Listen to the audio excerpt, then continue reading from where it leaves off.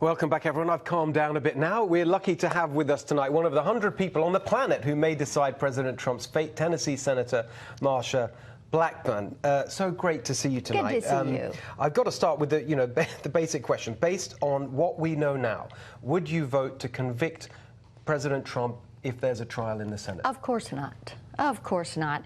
And what we know is that the House is probably going to take this up. They are wanting to prove a quid pro quo. They're wanting to prove that something nefarious was done. But this is their Mueller do-over, and they're trying to go at it again. You know, it is so important to realize this is a 3-year process for them.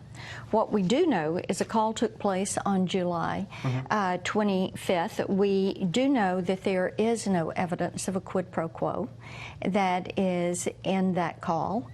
And we do know that the rules have been changed by the CIA on how a whistleblower complaint can be filed, that over the past year it was changed so that you would have the ability for someone to file a complaint without first-hand knowledge. Yes. Yeah. And is there anything in this whole story? This is something that you've seen over and over in the last sort of few days, and we're going to be talking about the media and its bias later on. They say, well, is there any? Surely you can't be okay with any of this. Are there elements here that you think, you know what, I want to find out more about that, or I'm not 100% sure? We want to find out about everything, but here's what we also know is that the president didn't wait for something to be made public. He made it public himself because he was confident that he was in the right. And so a lot of transparency. They try to say, oh, there's a cover-up.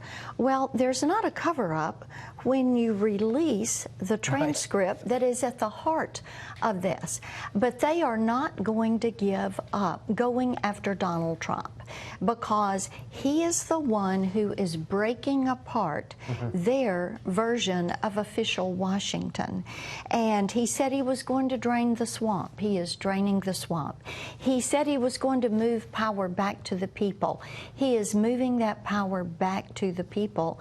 And we know from the transcript, from that July 25th phone call, that there is no evidence of quid pro quo.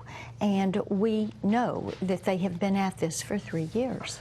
And I was interested in what you were speaking about this in the Senate this week, and you mentioned, was it like a telephone town hall that you were doing with some of your constituents? Tell us about that. It was very interesting. You know, I do these periodically, and it is a great way for people to weigh in on issues of concern to them. And there's always a variety of issues that are covered, but it was so interesting to me, the people that were supportive of the president, that were grateful for the things that are being done for the economy and the way it is growing, the way you are seeing jobs growth.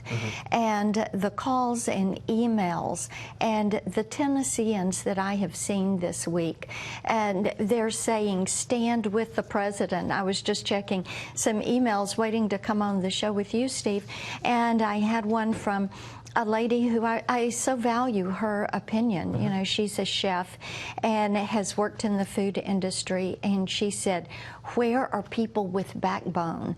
Who is going to stand and defend this administration? Who is going to defend our Constitution and make certain that we, the people, retain the power and that the elitists don't grab it all back up and cut us out of the process? Well, really well put. I love that. I love that, Chef. I love you for bringing that to us and to all our attention. I think that really captures it.